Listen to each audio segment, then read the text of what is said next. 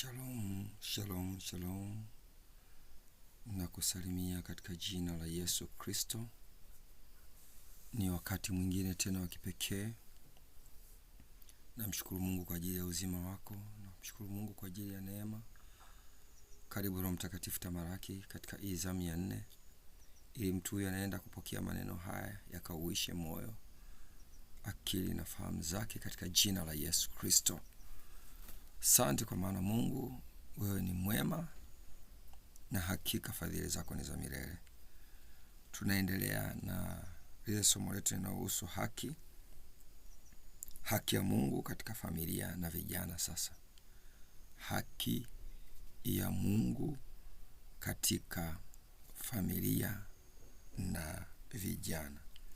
Msingi wa maandiko tunatoka kwenye kile kitabu cha Zaburi 89 mstari wa 14, Mathayo 6:33, Methali 14:34, Mika 6 na ule mstari wa 8, Timotheo 1:4-12 na hatimaye Yoshua 24 mstari wa 15. Maana yake kibiblia, haki ni kuishi sawa sawa na mapenzi ya Mungu katika mawazo, maneno, matendo, mahusiano. Mawazo, maneno, matendo, mahusiano. Kwa hiyo haki ni kuishi sawa sawa na mapenzi ya Mungu katika mawazo yako, maneno yako, matendo na mahusiano. Haki na hukumu ndiyo msingi wa kiti chake cha enzi kwenye ile Zaburi 89 na ule mstari wa 14. Lakini haki sio tu kuto kukosea, bali kuchagua yaliyo sahihi hata unapokuwa peke yako. Watu wengine wanafikiria labda haki ni kule kuto kukosea. Hapana. Haki sio tu kuto kukosea, bali kuchagua yaliyo sahihi hata unapokuwa peke yako. Haki ni tabia ya Mungu. Mungu anatenda haki kwenye Kumbukumbu la Torati 32 na ule mstari wa 4. Mungu anapenda haki. Sio kutenda tu, anapenda haki. Kwenye kile kitabu cha Zaburi 11 na ule mstari wa 7. Lakini Mungu anataka watu wake waishi kwa haki. Anataka watu wake waishi kwa haki. Waishi kwa haki. Waishi kwa haki. Ndipo Biblia inasema kwamba mtafuteni kwanza ufalme wa Mungu na haki yake, kwenye Mathayo 6 na ule mstari wa 33. Haki ni alama ya watu wa Mungu. Haki ni alama ya watu wa Mungu. Haki katika familia tunaona katika familia tunaangalia wazazi. Kwa mfano, haki kwa watoto. Haki katika maamuzi, malezi na nidhamu. Biblia inasema mleeni mtoto katika adabu na maonyo ya Bwana, kwenye Efeso 6 na ule mstari wa 4. Katika ndoa, haki katika ndoa. Haki inalinda uaminifu. Haki inalinda heshima. Haki inalinda upendo. Mahali penye haki, heshima inalindwa, uaminifu unalindwa na upendo unalindwa. Kila mmoja ampende mkewe kama nafsi yake, na kila mmoja ampende mkewe kama nafsi yake, na kila mmoja ampende mmewe kama nafsi yake. Efeso 5:35.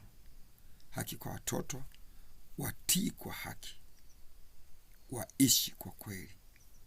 Biblia inasema waheshimu baba yako na mama yako, kwenye Kutoka 20 na ule mstari wa 12. Familia isiyo na haki huzaa kizazi chenye machungu. Huzaa kizazi chenye machungu. Haki kwa vijana.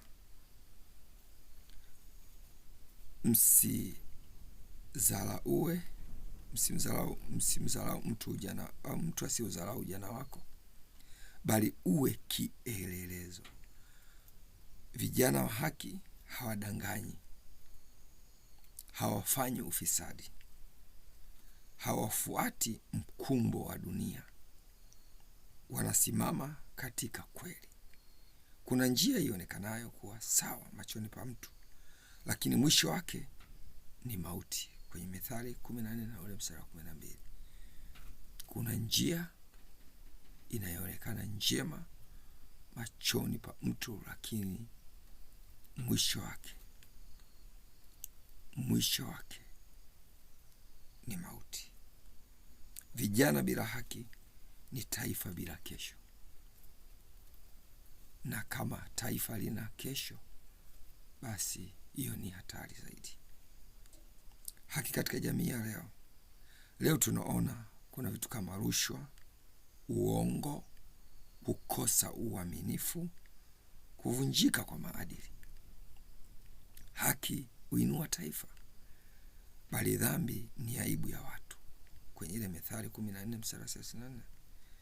Kanisa linaitwa kuangaza haki katikati ya giza. Kwa hiyo unapoliona kanisa, kazi yake ni kuangaza giza katikati ya taifa. Kanisa limeitwa kuangaza haki katikati ya giza. Kwa hiyo kazi ya kanisa ni kumulika ili uweze kupatikana uongozi katika taifa. Hicho ni kitu cha kukifuatilia sana, ni kitu cha kukishika sana sana sana. Kanisa limeitwa kuangaza haki katikati ya giza, lakini kuna kanuni za kuishi kwa haki. Na tunaposema kanuni, sio kitu kinachobadilika, ni kitu ambacho kiko fix. Kanuni za kuishi kwa haki. Kwanza, kumcha Mungu. Kumcha Mungu ni kanuni ya kuishi katika haki. Lakini kupenda kweli ni kanuni pia ya kuishi katika haki. Kukataa dhambi hata ikijificha, hata ikifichwa, ikatae dhambi. Lakini kusimama imara hata ukipoteza faida. Simama imara hata ukipoteza faida. Kuomba neema ya Roho Mtakatifu. Mika 6 na ule mstari wa 8. Ushauri kwa familia na vijana: rudini kwenye ibada za nyumbani. Ni jambo la msingi sana unapoamua kurudi kwenye ibada za nyumbani. Anzisha ibada pale nyumbani. Wazazi, msikubali dhambi ifundishe watoto, bali hekima ya Mungu au haki ya Mungu isimame katika kufundisha watoto. Lakini pia vijana, heshimuni miili yenu na maisha yenu. Heshimu mwili wako, heshimu maisha yako, inatosha. Chagueni haki kuliko sifa. Tunaweza tukaona mifano kwenye Biblia, watu ambao walikuwa wakisimama katika haki, walikuwa wakitunza miili yao, wakijiheshimu. Tunamwona Yusufu alichagua haki kuliko raha. Alichagua haki kuliko raha kwenye kile kitabu cha Mwanzo 39. Lakini tunaona Danieli alisimama kwa haki hata hatarini kwenye Danieli 6. Wakati mwingine hatari zisikufanye utoke kwenye reli, kuacha neema uliyokuwa nayo. Danieli hata alipokuwa hatarini aliendelea kutenda haki. Alisimama kwa haki hata hatarini. Lakini tunaona mfano wa Yesu pia,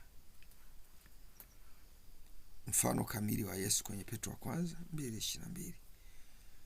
Sasa ujumbe kwa wazazi au kwa kizazi cha leo: chagueni leo mtakayemtumikia.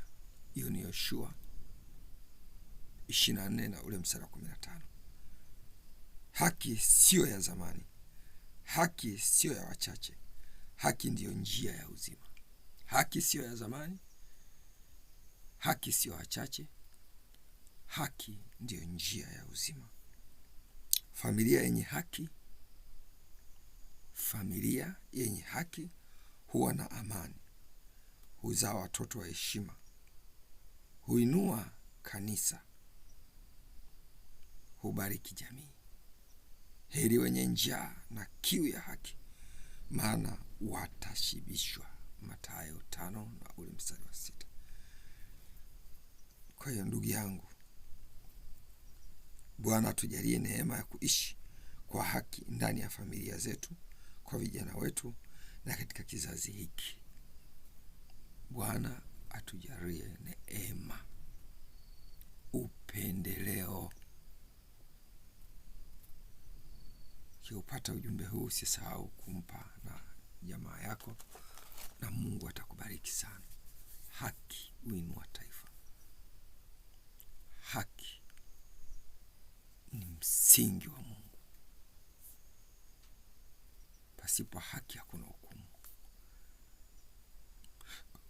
Jaribu kuchakata kwenye maisha yako, na hayo yote yanakuja mara tu yule mwanaume wa wanaume Yesu Kristo anapoingia na kutawala kwenye maisha yako. Anapoingia na kutawala kwenye maisha yako. Ni hatua chache tu za kumpokea Yesu. Ukimkiri kwa kinywa na kuamini ndani ya moyo wako, utakuwa umeokolewa. Na Biblia inasema kila atakayejitia jina la Bwana ataokolewa. Maana tayari haki yake itakuwa na udhihirisho ndani ya Yesu Kristo. Mwanadamu kwa akili na hekima zako za kidunia, never uwezi ukaipata hiyo haki. Haki inapatikana kwenye ile Wakorintho 2:5 mstari wa 21. Yeye asiyekuwa na dhambi alifanyika kuwa dhambi ili mimi na wewe tuokolewe, tupate neema ya wokovu. Mungu akubariki sana. Shalom, shalom. Ni mimi Phineas Madiwa nikiwa Lingongole au Kikwawila. Ninakukaribisha pale Lingongole, mnara wa Tigo, nyuma ya tenki la maji. Kuna maeneo yanaitwa kwa Mzee Magoma. Ukifika maeneo hayo, uliza kanisa jipya, utafika mahali hapa. Na tunatoa huduma zetu siku ya Jumanne, siku ya Alhamisi. Jumamosi tunakutana na mtu mmoja mmoja mubashara, na haja za moyo wako zitatimia. Jumapili kunakuwa na ile sherehe kubwa yenye kutikisa, ambayo watu wengi sasa wanakaribishwa kwa ajili ya neema ya Mungu. Na kukaribisha sana. Shalom.